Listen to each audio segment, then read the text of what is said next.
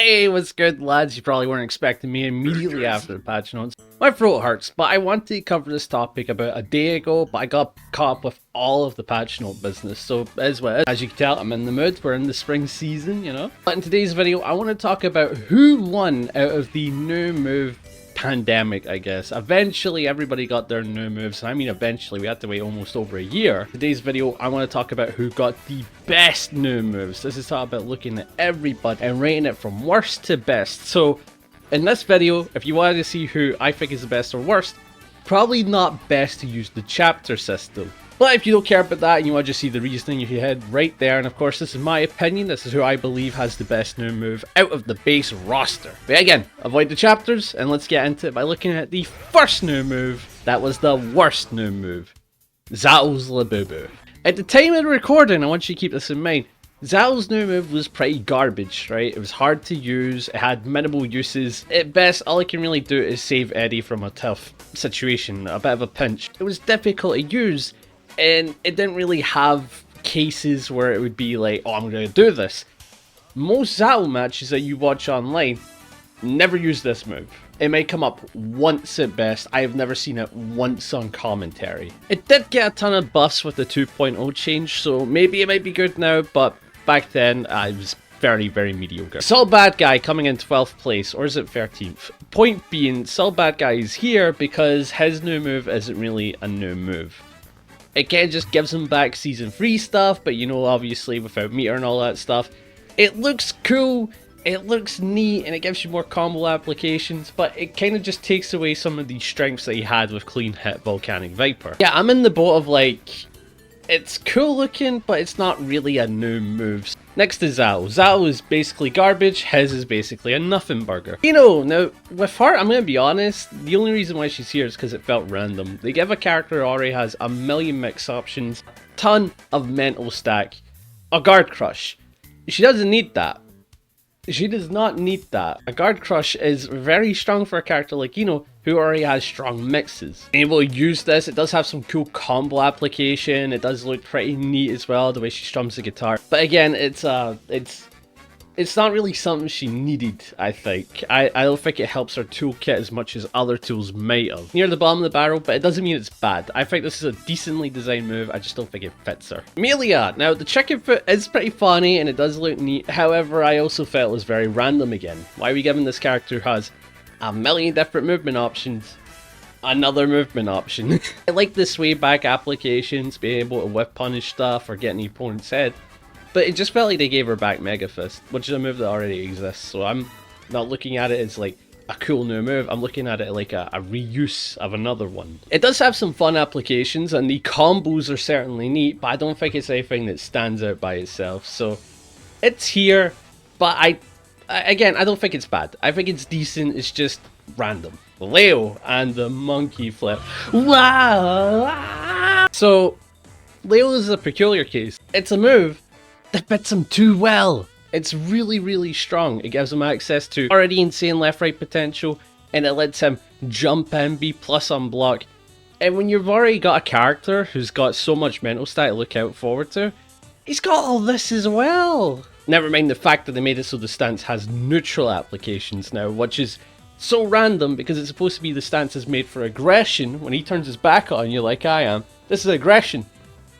And then this is neutral. But it feels like they really want to make his stance more neutral based, and I don't get the vision with this one. I think it's cool looking, and I think it does fit him, but it's just insane to give him this jump, if I'm honest. Up next is Ramrock. Now, I think Ramrock is actually designed pretty well. A vacuum tool, it can kind of replace sword at times. It's a bit more committal, but it's very fun. On hit, it can give you good setups, and on block, it can let you run pressure. However, my problem with the move is I wanted something that used her swords.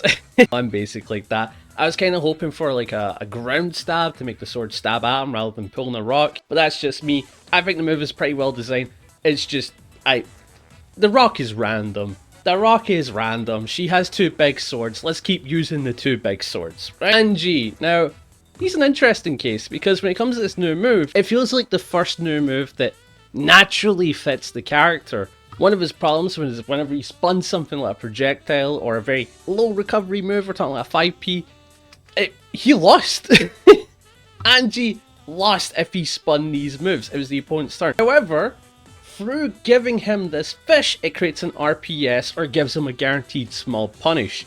He needed this. It feels like a natural inclusion and lets him actually hit the opponent for guessing wrong.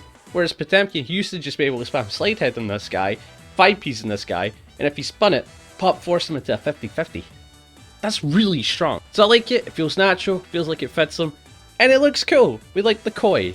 May giving her dolphins more uses is a smart idea, as dolphins is the key part of her toolkit, so making it so she uses it more is clever. Being able to jump here, as you see, she's able to feint you, get really creative, create so many left-right scenarios, get in your head. It genuinely feels like it fits her toolkit very well in a way that I could see since the launch of the game. I quite like it, and it's probably up there as some of the new moves where I'm like, yeah, this one's cool. I kind of wish she had something that was a little bit more cooler, but it fits her really, really well. Up next is Axl. Now, why is Axl here? Well, he got something pretty good. He got a projectile that lets him hold horizontal and vertical screen space, as it's very active. He already had tools to cover different parts of the screen, but he didn't something to hold a part of the screen. He didn't have that besides the little tornado thing. Now he has the bigger tornado, the whistling winds, and it does look very, very cool. It gives him very fun combos. This is one that I felt like it wasn't a natural inclusion, but it's something that makes a ton of sense, and he definitely needed something like that. It's one of the new moves where I look at it like I wasn't expecting it, and I like it. Faust is up next, and in theory, this move makes a ton of sense. Being able to eat an item and make it like usable later on in the fight. It's clever, it's smart, it makes it feel very natural, almost as if you should have always been able to store items, and just like that, you change the way the Faust and the player plays around the items, because at any time, this item could show up out of nowhere. The one that it could be anywhere, it could be stored, but it's very unique, and it almost feels like it should have been there since day one. The main reason why I say in theory is that on launch, this move was doo-doo stinky. It wasn't very good, until they buffed it a little bit, fixing a lot of the bugs involved. Up next is Kai, because I don't think the move is that cool, but I think it's probably the best design move in terms of working with his toolkit. Giving him a vertical fireball that covers parts of the screen fixes the Shoto problem that he has. As you know, every Shoto has the fireball, and the fireball has to be good for the Shoto to be a Shoto. In Kai's case, the fireball is very ignorable, and if you even hit the opponent would just not care sometimes. So making it so the fireball is usable is fantastic. I absolutely love this. Being able to cover the screen space, and it gives him a massive weakness of a ton of recovery, so he has to be smart with his uses. And I like this. Clicking the finger takes a little bit of know-how. Up next is probably something you wouldn't expect, Potemkin. I was tempted to make him like one of the top 3, but I think he is a top 4 contender. And that's because it looks cool, it looks funny at the same time, and it covers one of his matchup issues, which is stallers. Whenever someone has to go against a staller as Potemkin, you don't do too hot. It's one of the best strategies to get away from Potemkin is to jump back. But now, he has something to call that out. You can't just safely jump back anymore. So you had to be smart about dealing with this move. He also fixed his combo problems, which is he didn't have hard knockdowns off of many of his routings now. This gave it back. And it gives him pretty decent Oki as well. So they fixed a ton of the issues with this move. It looks cool, feels natural, I like it. This is one of my favourites for sure. We are in the top 3 of new moves, and the first guy to take a look at is Nagoriyuki. Nagoriyuki got a really, really cool new move. I'm a big fan of it. Being able to stall the blood, give him a last gambit play where if he doesn't get the grab, doesn't get the blood pop, he will pop after this move is done.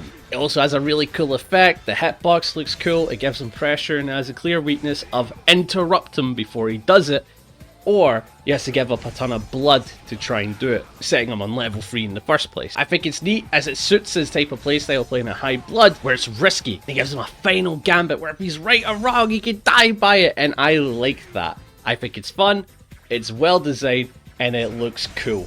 Everything you wanted. Giovanna is in second place because her game plan was already lacking a decent bit of depth. She was very simple on release, there wasn't really anything too complex about her besides learning how to whiff punish. Now, she now has a pressure tool to get in the opponent's head. When she does this dance here, chive, makes it so when she does any of her special moves, they get enhanced to a solid degree. First off, it looks cool. Second off, enhancing specials is a very fun concept. It makes it so there's a little bit give and take. It takes longer to come out, I get a better reward. And that's fun, we like EX specials, why not give it as a toolkit, right? And again, her game plan was already lacking depth. This already adds a new layer to it where it's like, okay, now you have to interrupt me, otherwise if I do this, I'm gonna get away with some nasty stuff. It feels natural, it feels like it should have been there since day one, so I'm a fan.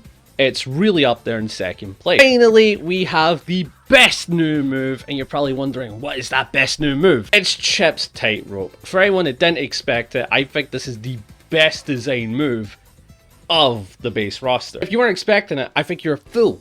First off, it looks really cool. The idea of being able to put a tightrope on it and being able to run on it is neat. It plays into his movement, that's great. It also plays into creativity as it changes pressure loops and of course combo routing. So again, you want to roll this out as often as you can, which is something that you want with a new move. You want to be encouraged to use it a ton. This has a risk. Takes a ton of startup, so he needs a good knockdown to really throw this out there. And some of the combo rounds he gets are really fun. Again, I need to say that again. It's a fun tool to use and it leads into his wall run. It's everything you want about a new move. Plays into the character's toolkit, is very interesting, has a ton of depth, and is unique to make the player do new things. Chipp, without a doubt, wins when it comes to new moves in my opinion, and I'd love to hear what your opinion is. Who won? Who was the worst one? Is it Zato? Is it Zato with the changes? I have no idea. But if you guys enjoyed, be sure to like and subscribe, hype it up, comment, let me know. I want to know what you're thinking. And I'll be sure to catch you on the launch of 2.0. See ya.